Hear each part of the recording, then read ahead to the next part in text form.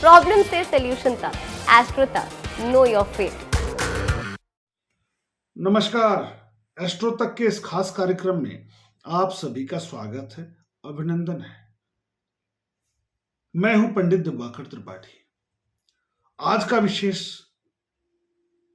विषय है, बड़ा महत्वपूर्ण विषय है। तनाव बढ़ जाता है जब इस ग्रह के बारे में कहा जाता है। तो कभी कभी तो नींद उड़ जाती है इस ग्रह का नाम लेते, शनि। अरे बाप, क्या हो जाएगा। लेकिन ऐसा नहीं है, आपके कर्मों के अनुसार आपका फल देंगे। ये निर्धारक है आपके कर्म के फल का। जैसी करनी वैसी भरनी।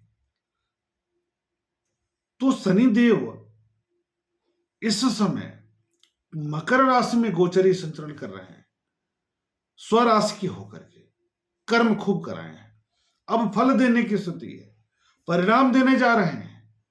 कब से? माघ कृष्ण पक्ष दशमी तिथि 17 जनवरी 2023 दिन मंगलवार की रात में 4:23 के बाद धनिष्ठा नक्षत्र के तृतीय चरण में प्रवेश करने जा रहे हैं।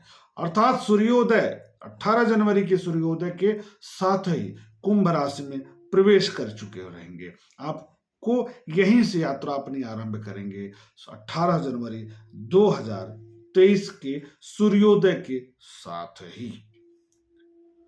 तो धनु लग्न अथवा राशि वालों पर किस प्रकार का प्रभाव डालेंगे? अब यहां लग्न और राशि दोनों बोल रहा हूं, फिर कंफ्यूजन की स्थिति है कि हम लग्न देखें कि राशि देखें। तो आप ही बताइए कि जब आप कुंडली दिखवाते हैं तो राशि से दिखवाते हैं कि लग्न से दिखवाते हैं? तो जाहिर सी बात है, लग्न से दिखवाते हैं। उपचार कैसे करते हैं? लग्न के अनुसार करते हैं। लेकिन शनि देव का जो परिवर्तन है वह चंद्र राशि से भी देखा जाता है। क्यों? क्योंकि जो ग्रह लंबे समय तक एक राशि में रहकर गोचरी संचरण करते हैं वह चंद्र राशि से भी अगर आप देखेंगे तो 40% के लगभग प्रभाव छोड़ते हैं। लेकिन 60% लग्न पर ही छोड़ेंगे। तो सबसे पहले लग्न पर बात करेंगे, फिर हम राशि पर भी बात करेंगे। तो इसको जैसे धनु लग्न है तो धनु लग्न एवं धनु राशि, तो 60% लग्न पर आप उसको निर्धारित करिए और 40% जो राशि है उसको समझ लीजिए। तो धनु लग्न अथवा राशि के अनुसार क्या परिवर्तन होगा, क्या प्रभाव छोड़ेंगे शनिदेव महाराज जब कुंभ राशि में गोचरी संचरण आरंभ कर देंगे। तो कुंभ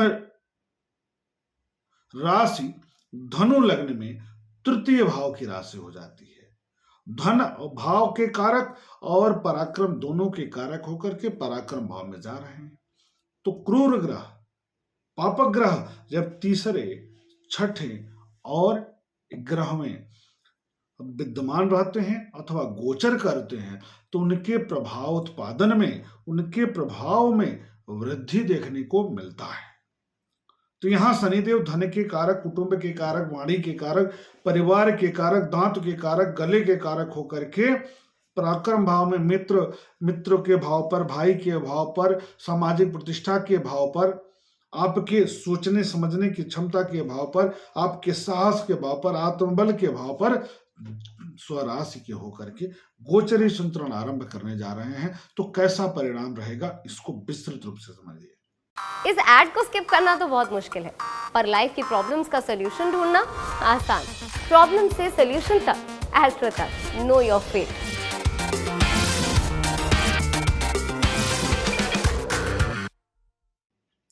तो सबसे पहले आप अपने पराक्रम, अपने भुजबल से, अपने परिश्रम के बल पर सामाजिक पद और प्रतिष्ठा प्राप्त करने जा रहे हैं।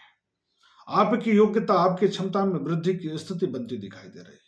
आप कुछ नया कर पाने में सफलता प्राप्त करेंगे। भाई बंधुओं मित्रों के साथ आप कंधे से कंधे मिलाकर चलेंगे, सकारात्मक परिवर्तन होगा। मित्र मंडली भी आपके साथ रहेगी, भाई का साथ मिलेगा, आगे बढ़ेंगे।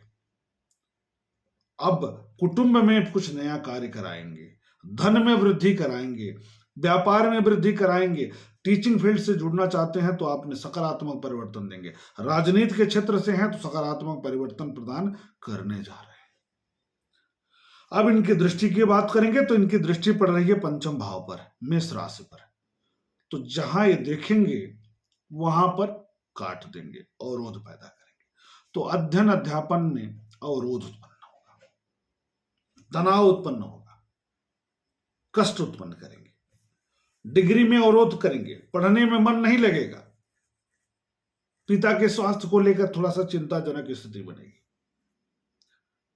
आप निर्णय नहीं ले पाएंगे कि कौन सा डिग्री हमारे पक्ष में है, कौन सा हमारे विपरीत स्थिति में है, तो ये गड़बड़ है। अगली दृष्टि इनकी भाग्य भाव पर है, सिंह राशि पर। तो भाग्य में अवरोध पैदा करेंगे, पिता के स्वास्थ्य में अवरोध पैदा करेंगे, पारिवारिक तनाव में वृद्धि कर देंगे, परिश्रम अधिक कराएंगे, फल कम देंगे, कष्ट प्रदान करेंगे। लेकिन एक अच्छी बात जुड़ी हुई है कि आप साढ़े साती से मुक्त हो रहे हैं। सबसे खुशखबरी की बात यही है आपके लिए कि आप साढ़े साती के प्रभाव से मुक्त हो रहे हैं। तभी तो पराक्रम बढ़ेगा, सामाजिक प्रतिष्ठा बढ़ेगी, तभी तो आप एकदम फ्री महसूस करेंगे साढ़े साती के कारण।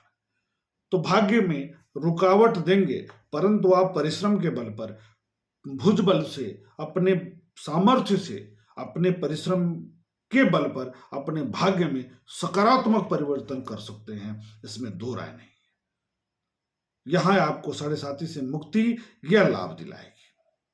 अब अगली दृष्टि इनकी व्यय भार पर होगी, खर्च के भाव पर होगी, वृश्चिक राशि पर होगी। तो खर्च करने जा रहे हैं, परिवर्तन करने जा रहे हैं, स्थान परिवर्तन करने जा रहे हैं, दूरस्थ यात्रा करने जा रहे हैं, व्यापारिक विस्तार में खर्च करने जा रहे हैं, आंखों की समस्या पर खर्च करने जा रहे हैं, तो ये भोग का खर्च करने जा रहे हैं। एंजॉयमेंट का वातावरण उत्पन्न होगा, घूमने फिरने जा सकते हैं, पहाड़ी इलाके में जा सकते हैं, विदेश जा सकते हैं। अपने सामर्थ्य के अनुसार आप घूमने फिरने पर कुछ धन जरूर खर्च करेंगे, लेकिन पिता के स्वास्थ्य के प्रति आपको सावधान जरूर रहना है।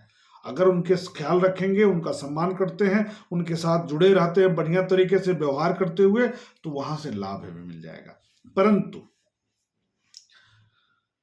पिता का जो स्वास्थ्य है वो जरूर तनाव देगा, तो बहुत बचना है। शनिदेव की यहाँ उपासना आवश्यक हो जाएगी।